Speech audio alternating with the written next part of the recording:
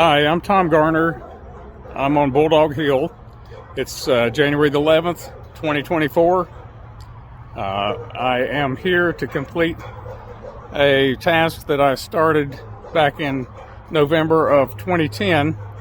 I did some pen building videos that give details for construction of pens that have worked out quite well for us. They're 14 years old, and we never got around to doing a video that details the construction of the door. And here, 13 years and some odd months later, we have done some repairs on these pens. We've had a few pressure treated boards that have gotten a lot of exposure to water that needed to be replaced, and that's what we've done. But there was a door that had some water damage, and I elected to completely rebuild that door so that I could do this video. I could have actually just replaced 2 or 3 boards and it would have been sufficient. But we decided to build another door from scratch for the people who want to know exactly how we've built our doors. So I'm going to switch it around so you can see one of these pens after 14 years of use. You'll see some new boards. Those boards are the ones that showed evidence of water damage, and you can see where the new boards are. Those obviously are the ones that have been replaced. All right, so this is one of the original pens. It's in use, obviously, as you can see from the mom and the pups, and you can get some idea of what the door looks like. I'll change angles to get the sun out of the lens. One thing I would have you notice is that on the corners, make a mental note of how the joints are configured. The door goes over to here.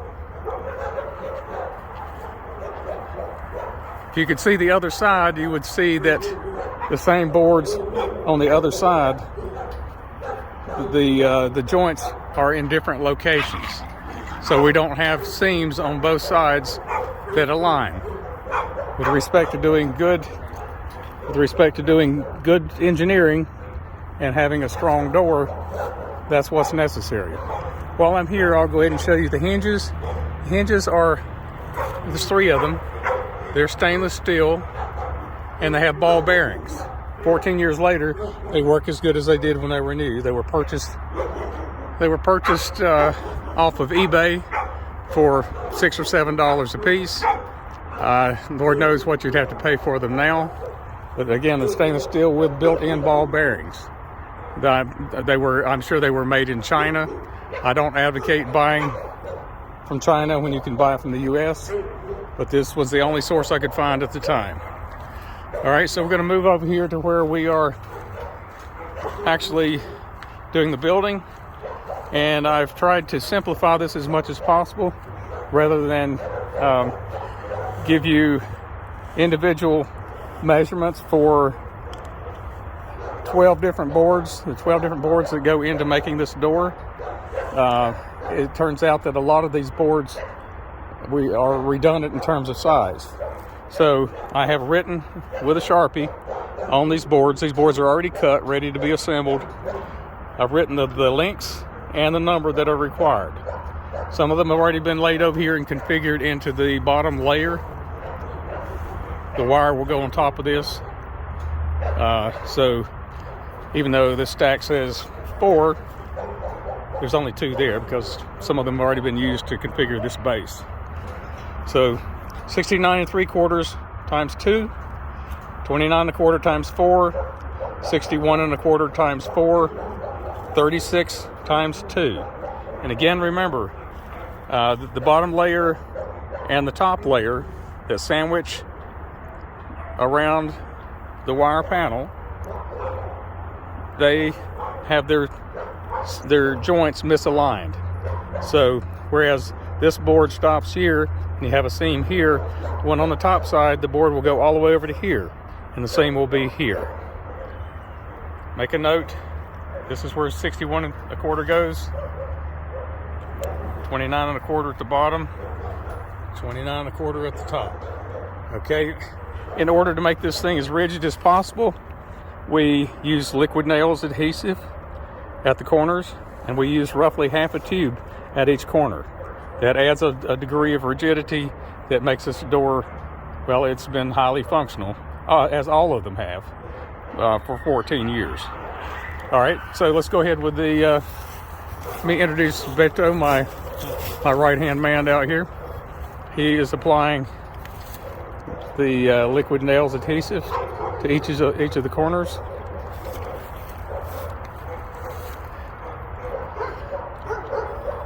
And doing so skillfully, if I might add. Maybe a little bit more right here. There we go.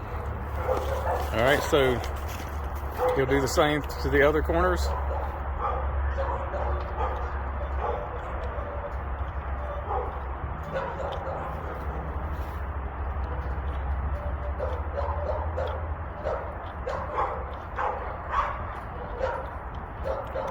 And now we're ready to put the wire in place. I guess I'll get one in. Well, yeah.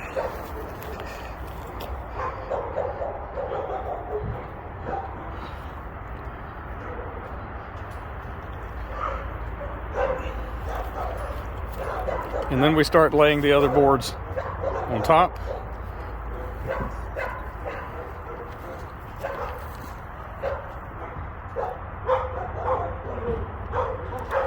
You can notice how again, the seams are not aligned.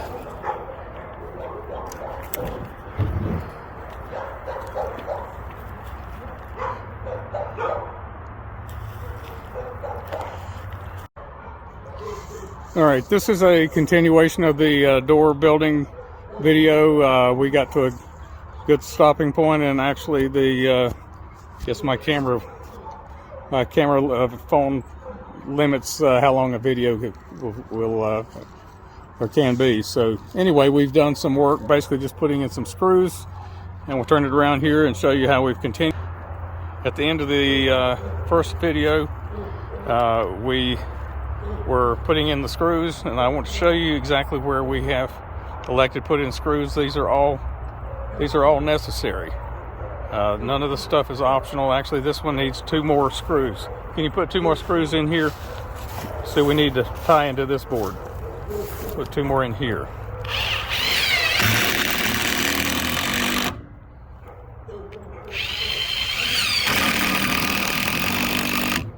All right, so you just duplicate this pattern for each corner. This squeezes the liquid nails on the inside together. All right, just hold there. And helps it to bond to the wood.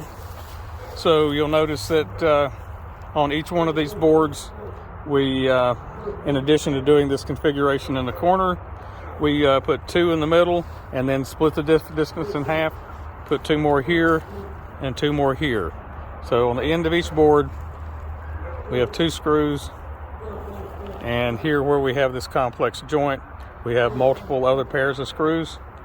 Duplicate this in your door, and remember 2 in the middle, and then the remaining distance is split in half, and 2 more at those locations. Same thing on the sideboards.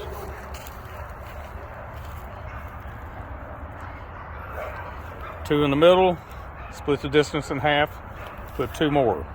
Now, in addition to finishing up the screw pattern, putting all these boards together, we have added 2 additional boards, 64 3/4 inch boards to the sides, and you can see the screw pattern on this.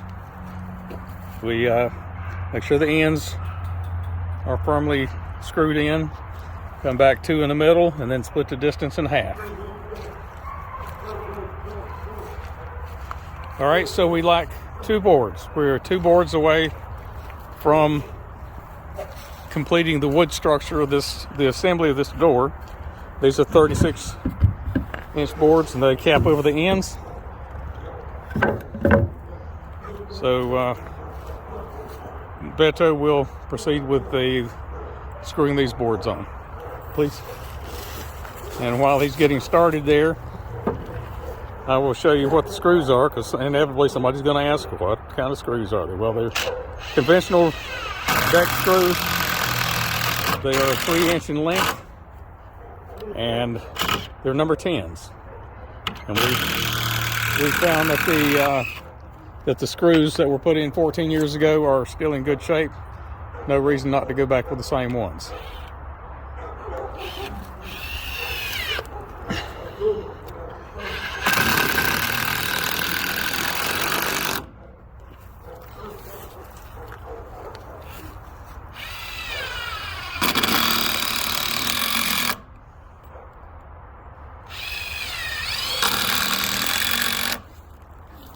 I personally handpicked the wood for the everything that the construction we did up to this point. And then when you have little corners missing from the boards that you buy, that will very often turn out to be it will be an impediment to having a good strong door. So pick your wood carefully. All right, well, I can't talk in the midst of this noise, so I'm going to step back a little bit, and they're going to finish up those 2 boards, and then they will apply the stainless steel hinges and also the clasp. The clasp is the only thing we hadn't talked about, and you can see it's a good solid unit. I wish it was stainless steel. It's not. It is hot dip galvanized, but after 14 years, they're still highly functional. So I guess they've proven to be adequate. Okay, well this is pretty much what you're going to get from me on building the doors for our pens, and I appreciate your patience, and hope this tells you everything you need to know about building a nice, durable, rigid door that's not going to come apart or it's not going to fail. Hope everybody has a great day.